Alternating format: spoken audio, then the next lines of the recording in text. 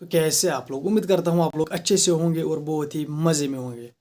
तो भाई साहब, हम इंडिया और इंग्लैंड के दरमियान जो टेस्ट अभी खेला गया उसमें बिजी रहे। और भाई साहब, दूसरी तरफ ऑस्ट्रेलिया ने क्रिकेट वेस्ट इंडीज़ को दफन कर दिया। लिटरली यार, वेस्ट इंडीज़ को उन्होंने दफन कर दिया, मतलब कबर खोद के फिर कफन बांध के और उनको कबर में फेंक दिया। भाई साहब, जो हालत वेस्ट इंडीज़ की ऑस्ट्रेलिया ने की वो देखने लायक नहीं थी।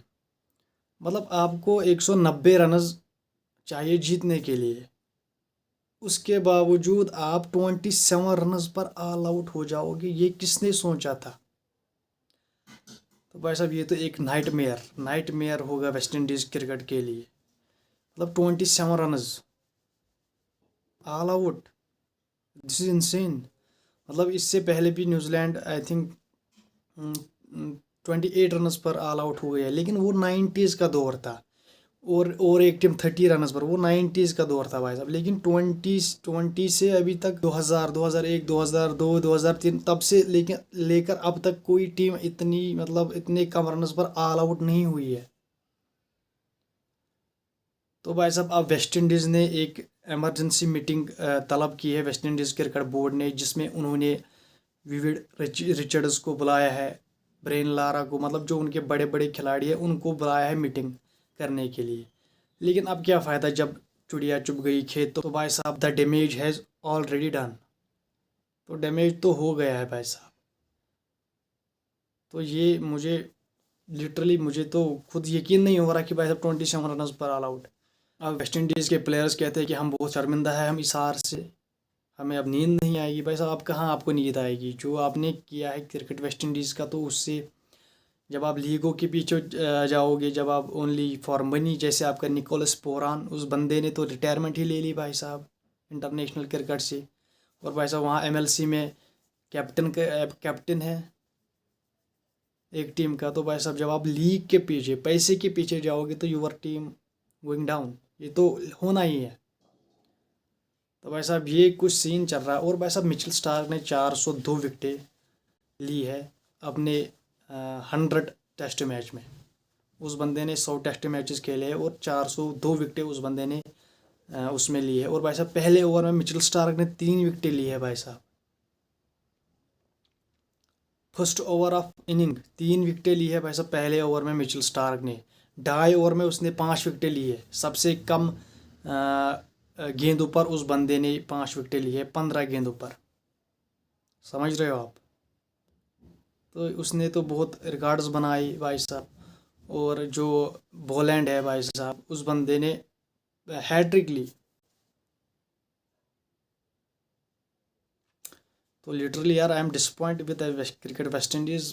बहुत दुख हो रहा है भाई साहब। एक ऐसी टीम जिसकी हिस्ट्री क्या है आप देख सकते हो, अब उसका हाल क्या हुआ है आप देख सकते हो। तो भाई साहब, ये क्रिकेट को बहुत नुकसान दे रहा है, उनकी क्रिकेट को, वेस्ट इंडीज़ क्रिकेट को। अब उन्होंने मीटिंग बुला ली है, लेकिन अब क्या फ़ायदा जब चिड़िया चुग गई खेत। मेरे हिसाब से वेस्ट इंडीज़ को अपने क्रिकेटर्स को एनओसी नहीं देनी चाहिए किसी भी लीग के लिए, चाहे वो रिटायरमेंट दे दे, लेकिन उनको एनओसी नहीं देनी चाहिए प्लेयर्स को किसी भी लीग के लिए। क्योंकि यार, ये सारे फिर लीग्स के पीछे जाते हैं, पैसे कमाने के पीछे जाते हैं, और भाई साहब इनकी क्रिकेट तबाह होती है। तो अब अगर वेस्ट इंडीज़ ये रूल करता है तो भाई साहब देन उनकी क्रिकेट बच सकती है, लेकिन अदरवाइज़ जो होना था वो तो हो गया, अब इससे और भी बुरा हो सकता है। समझ रहे हो आप। तो उनको तो ये सब अब करना ही पड़ेगा। समझ रहे हो आप। तो बहुत ही बुरा हुआ वेस्ट इंडीज़ के साथ, 27 पर ऑल आउट। मतलब ऑस्ट्रेलिया ने उनको तो नेस्तो नाबूद कर दिया भाई साहब। ऑस्ट्रेलिया ने 3 टेस्ट मैचेस हरा दिए भाई साहब उनको घर पर। ऑस्ट्रेलिया ने, उन्होंने सोचा था, हमने वेस्ट इंडीज़ को पिंक वाला टेस्ट जो हमने खेला था ऑस्ट्रेलिया टूर पर, वेस्ट इंडीज़ ने जहां पर शुमार जोसेफ ने बहुत अच्छी बॉलिंग की थी, उनको लगा था कि हम पिंक वाला टेस्ट में जीतेंगे। लेकिन नहीं भाई साहब, वो इसीलिए उन्होंने पिंक टेस्ट रखा था तीसरा, लेकिन वो भी हार गए, वो उम्मीद भी उनकी ऐसी ही रह गई।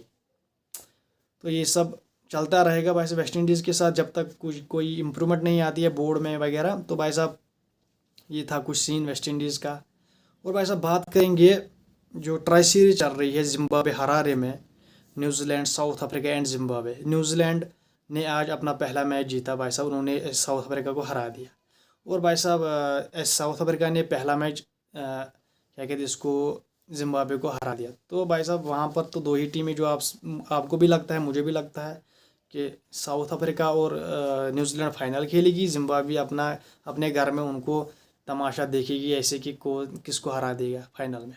और भाई साहब बात करेंगे शोएब बशीर के बारे में, जिस बंदे ने वो लास्ट विकेट लिया भाई साहब, जो सिराज ने इतने अच्छे से डिफेंस किया और भाई साहब उसको डिफेंस की चीरती हुई पीछे से गेंद जाई और भाई साहब स्टम्प्स पर जा लगी और भाई साहब बेल्स गिर गई और भाई साहब इंग्लैंड ने मैच जीत लिया। और भाई साहब वो बंदा शोएब बशीर रूल आउट हो चुका है बकाया सीरीज से, क्योंकि उसके हाथ में जो उंगली थी जिस पर उसे लगी थी भाई साहब वो फ्रैक्चर हो गई थी। और भाई साहब अब उसकी जगह पर रिप्लेसमेंट लियाम डॉसन, एक आई थिंक वो लेफ्ट हैंड है, हाँ लेफ्ट हैंड स्पिनर है, तो भाई साहब उसको रिप्लेस किया है लियाम डॉसन ने। तो अब आगे लियाम डॉसन आपको खेलता हुआ नजर आएगा। और भाई साहब बात करेंगे जोफ्रा आर्चर ने कहा कि भाई साहब मैं पूरे ये टेस्ट मैचेस खेलना चाहता हूँ, I want to win this series and मैं चाहता हूँ कि ये मैनेजमेंट मुझे खेलने दे, तो मैं तो बकाया 2 टेस्ट मैचेस भी खेलना चाहता हूँ। तो भाई साहब वो अब बंदा अगर अपनी पीक पे आ गए तो भाई साहब फिर तो वो तबाही मचाता है भाई साहब, वो सीधे सर पर बाल मारता है।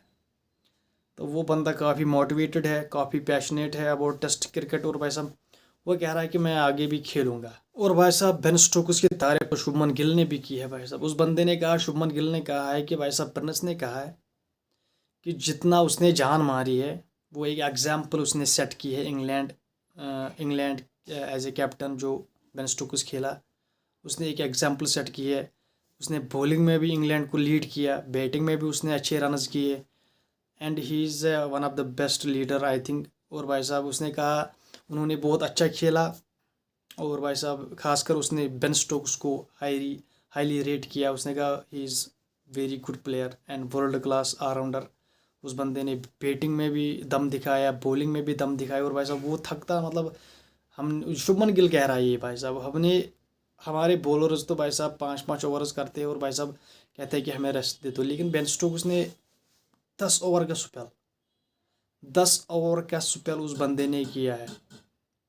शुभमन गिल ने भी भाई साहब इसकी तैयारी की है। और भाई साहब सुनील गावस्कर ने कहा है कि एक तरफ बेन स्टोक्स 10-10 ओवर का स्पेल डाल रहा है, और भाई साहब दूसरी तरफ हमारे बॉलर कह रहे हैं कि हम ये टेस्ट मैच खेलेंगे, अगला नहीं खेलेंगे। तो भाई साहब जिसको ये सब करना था, जिसको अगला नहीं खेलना था भाई साहब, तो वो तो हॉलीडे मनाने आए हैं टीम के साथ। तो उसका इनडायरेक्टली मतलब था जसप्रीत बुमराह के बारे में, क्योंकि वो एक टेस्ट मैच खेल रहा है, दूसरा नहीं खेल रहा है।